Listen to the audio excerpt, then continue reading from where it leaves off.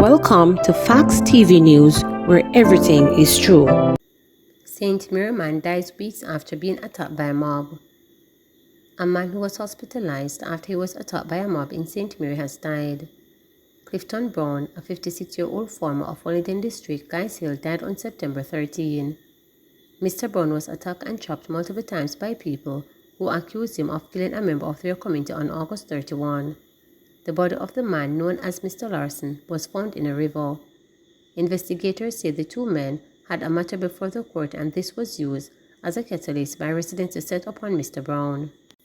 Body, severed head found in Kingston. The body of a man with his head severed was found by police on Barnes Avenue in Kingston 13 Wednesday morning. The body was still unidentified up to press time, the police stated. It was reported that around 9:20 a.m., police, acting on information, went to the location where the body was found wrapped in a white tarpaulin. Its head was severed, and placed beside it also a piece of white tarpaulin. The body, the police said, was clad in black and blue checkers underpants, barefooted, about 5 feet 8 inches long, appearing to be in his early 30s, and of medium build. It sported a cornrow hairstyle and had its hands bound in front of it with a black electrical cord. The scene was processed and the body removed to the Kingston Public Hospital, where it was confirmed dead. It was later transported to the morgue pending a post-mortem examination. 3 nabbed by St. Elizabeth police in stolen car. 3 persons were arrested following the recovery of a stolen car by the St. Elizabeth police.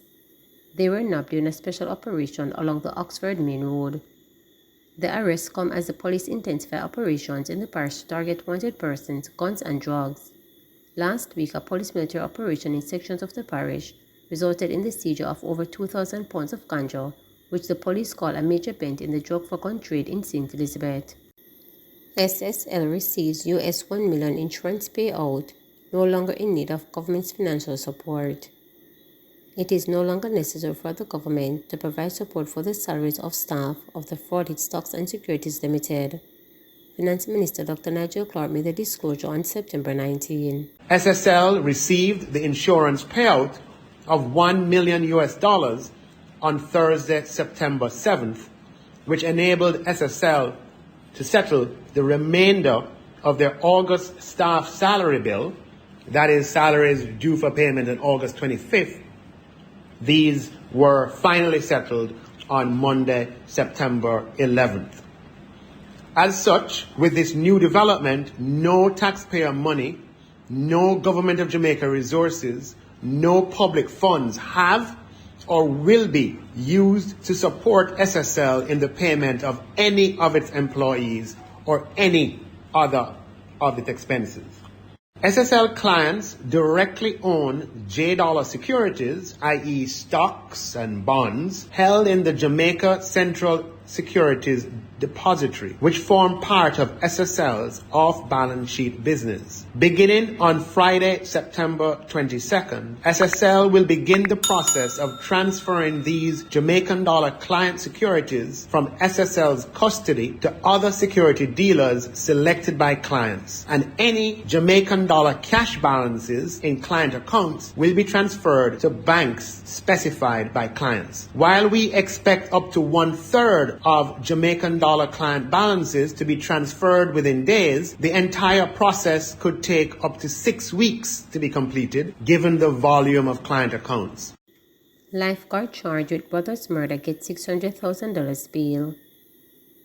A St. James lifeguard accused of chopping his brother to death was granted bail in the amount of $600,000 following an application by his attorney in the St. James Parish Court on Wednesday. Delanda Bailey, 24, of the Catherine Mount St. James address, has been charged with the murder of 30-year-old O'Shane Bailey. Wednesday was his first court appearance. During his bail application, Delanda's lawyer, Henry McCurdy, emphasized that provocation played a significant role in the incident, highlighting the circumstances that led to his client's action. The deceased jumped at him, they had an altercation, and he tried to defend himself. All he had done was hold him, and he held him too tight, McCurdy explained. Additionally, he pointed out that his client's immediate decision to voluntarily approach the police and provide a detailed account of the event demonstrated his willingness to cooperate with the authorities. Presiding Judge Sasha Marie Smith-Ashley then asked the defense counsel if he intended to shorten the proceedings by transferring the case to the circuit court, to which he replied that he would not do so because he would like to have full disclosure of all documents before the matter is sent to that court. McCurdy also revealed that the death of his client's brother had affected him and that his family was willing to help him with the counseling. Meanwhile, the court was informed that several documents including the post-mortem report remains outstanding. As a condition of his bail, Delonder is to report to a specific police station on specific days of the week. He was also ordered to surrender his travel documents, and a stop order will be imposed at all ports. He is to return to court on November 30th.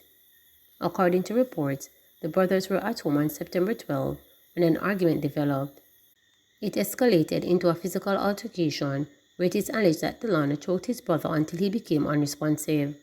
O'Shane was taken to hospital where he was pronounced dead. Delonder reported the incident to the police, which led to his arrest.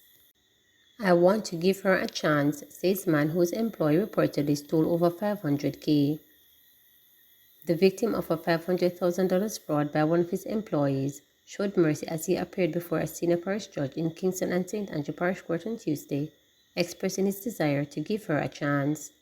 "She is young, Your Honor. She is smart," the elderly man said of Rutan Russell, who is charged with access with intent to commit or facilitate the commission of an offense, conspiracy to defraud, and larceny as a servant. Russell had been employed by the man's company to manage staff payments and utility bills. However, on Thursday, June 1, the complainant received calls from his staff claiming that they haven't received their salaries. Investigations reveal that $598,000 was withdrawn from the company's account for salaries and utilities, but were reportedly never disbursed. Attempts were reportedly made to reach Russell on her cellular phone, but she did not answer the calls. In court, when asked about the missing money, Russell confessed to have $100,000 and expressed her willingness to initiate a repayment plan. Judge Lauren Cole Montague sternly reprimanded Russell, likening her actions to a breach of trust and abuse of her employer. "You were placed in a position of trust," the judge tried. "This is a sort of rape, you know. You abuse your employer. You should have been in prison."